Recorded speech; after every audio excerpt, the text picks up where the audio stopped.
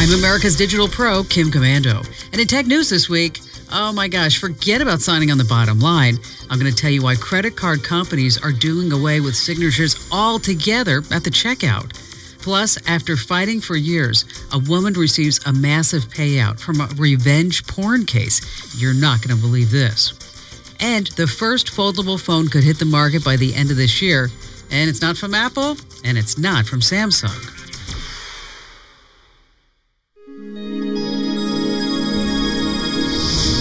Now, let's get the latest from the Komando.com news desk. Shoppers may notice the checkout lines are moving faster, especially at Walmart and Target. Both companies are either in the process or have already finished the process of doing away with signing your name at the checkout stand when you use your credit card. At Target, signatures will go away for most purchases in the next 3 weeks. Walmart's already done it. The reason why signatures are becoming obsolete is because of all the protective features in credit and debit cards. By the end of this month, Visa, MasterCard, Discover, and American Express won't require signatures for any purchase price at any store anywhere.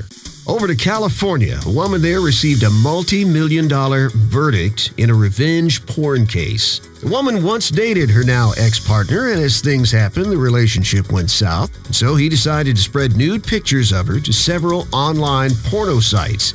It took 4 years for the case to come to a close. At the end, it was copyright and not human decency that won out. As the victim tried throughout the years to get these various websites to remove her picture, the websites usually just ignored her. And so she went through the unusual step of getting parts of her body copyrighted, especially her breast. And then with the copyright in hand, her lawyer sent cease and desist letters.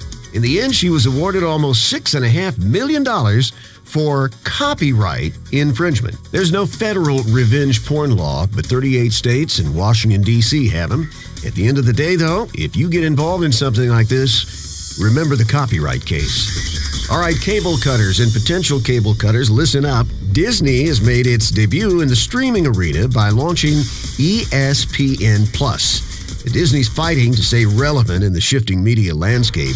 ESPN Plus costs $4.99 a month and promises to carry 10,000 live sporting events. However, don't expect to get NBA basketball or Monday Night Football. The service will focus more on niche sports like rugby, cricket, and lacrosse. Disney freely admits the entire idea is a risk, and it could lose money on ESPN+. We also have to remember that ESPN is one of the big channels being canceled by so many people with cable and satellite. One of the reasons why a lot of cable and satellite subscribers are canceling their entire service, especially if the cable or satellite provider won't let them cancel ESPN alone, and many don't. It was a big week, as you know, for data protection. We'll get to the Facebook stories coming up, but YouTube is the latest big social media company that's facing scrutiny over data protection. This time, it's privacy related to your kids. 24 child advocacy groups filed a complaint with the Federal Trade Commission. They've accused YouTube of collecting personal information on children under the age of 13. The information collected may include their location, the phone number, and what they watch on YouTube. It can then all be used for marketing purposes. The problem that YouTube is facing is that children under 13 are not supposed to use it at all. YouTube has no way to police this, and there are new federal laws to protect children under 13. YouTube's caught in a bad situation.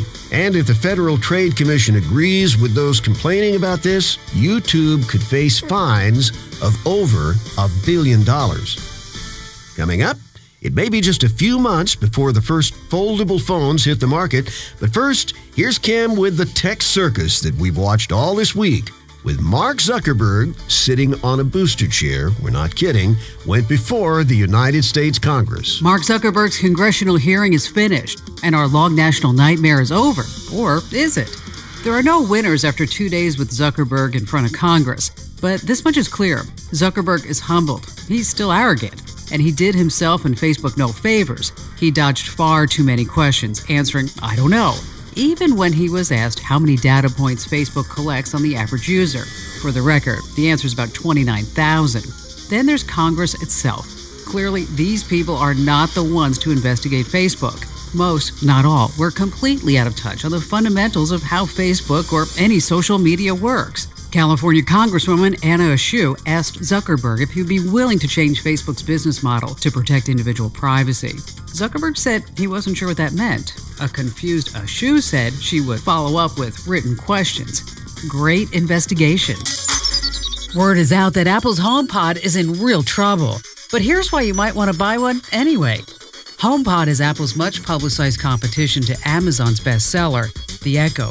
Since the introduction only 9 weeks ago, HomePod sales have been dismal. A New York Post writer even called the HomePod a flop. One thing about Apple, never underestimate Apple products. Both the Apple Watch and even the iPhone were labeled as flops within their first year of sales. HomePod's strength is its speaker system. Its sound is superb and puts the Amazon Echo to shame. But the HomePod costs more than the Echo. So if you're buying it to listen to music, it's definitely worth the money. But another HomePod weakness is Siri. If you're buying HomePod as a digital assistant, the Alexa is simply better.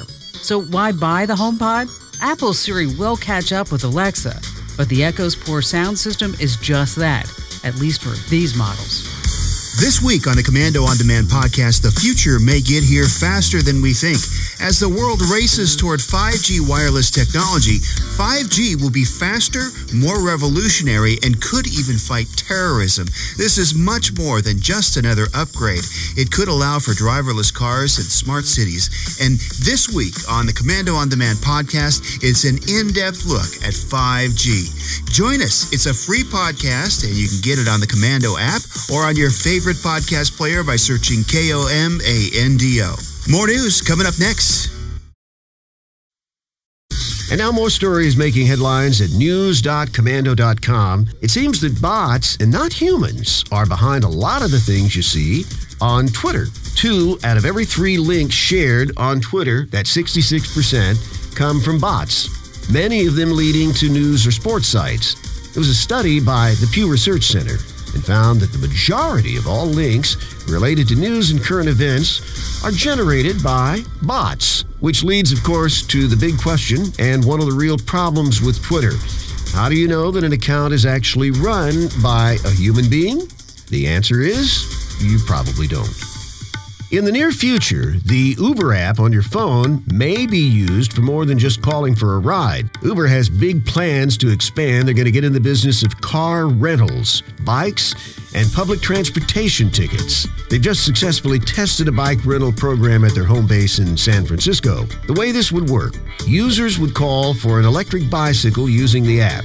And the program is being expanded to Washington, D.C. This month, Uber also launches Uber Rent in San Francisco. This is a test where you can rent cars from average people who happen to be nearby. You may rent for hours, you might rent for days. They call this peer-to-peer rental. There's no rental car agency involved. Consider it for cars the way that Airbnb or VRBO operates for spare bedrooms, homes, apartments, you name it. And finally, Uber's decided to partner with a mobile ticketing and software company. They want to get into the public transportation business. Customers would be able to book and use transit tickets, all of this happening, car rentals and everything, within the Uber app. Now, if there's a teenager in your home, you know they're not far away from their smartphone.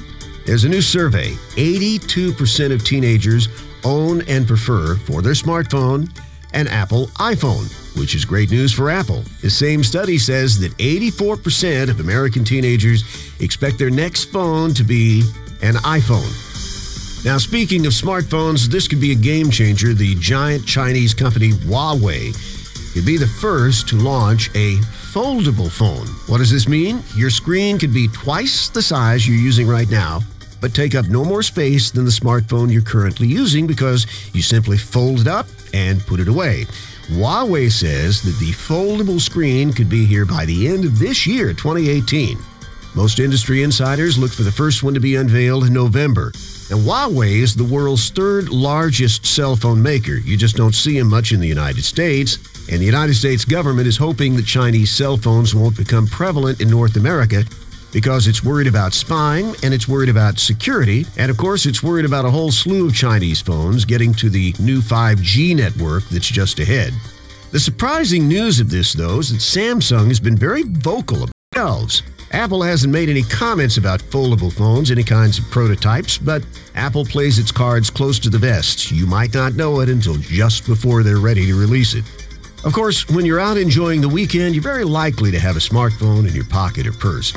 Just ahead, Kim has a few important smartphone tips. Find the latest gadgets at shop.komando.com. So how many times a day do you check your phone? Research shows the average person looks at their phone about, get this, 80 times a day, every 12 minutes. It's no secret. We count on them for so much more than making calls. They've become our lifeline to getting things done. As much time as we spend on them, we're constantly finding new options and cool uses.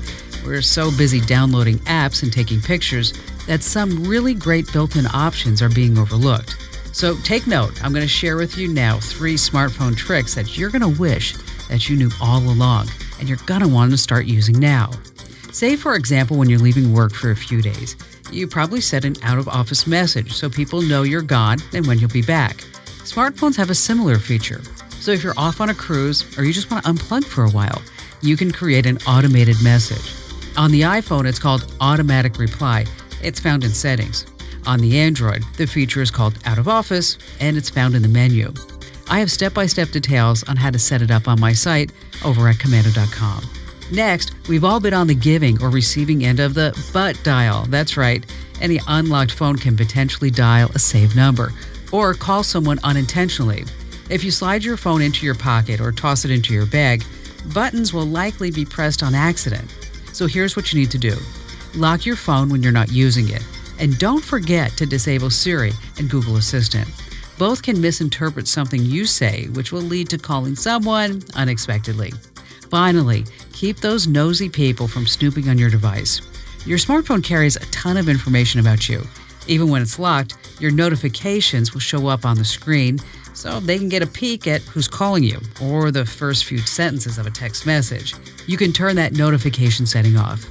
I have all these tips and more useful tricks that you don't want to miss, including all the links you need for your smartphone in my USA Today column this week. You can read it over at komando.com in the read section or head over to usatoday.com/tech. You're up to date, and I'm America's Digital Pro, Kim Komando. Hey, thanks for listening. And by the way, so many people have asked me, this is not the Kim Komando Show radio show podcast. To find my show nearest you, head over to komando.com/radio. And if you want to watch or listen to my show anytime on your schedule, go behind the scenes, watch the show being recorded, use our message boards, be part of the community, head over to getkim.com. Once again, that's getkim.com, and I'll see you next time.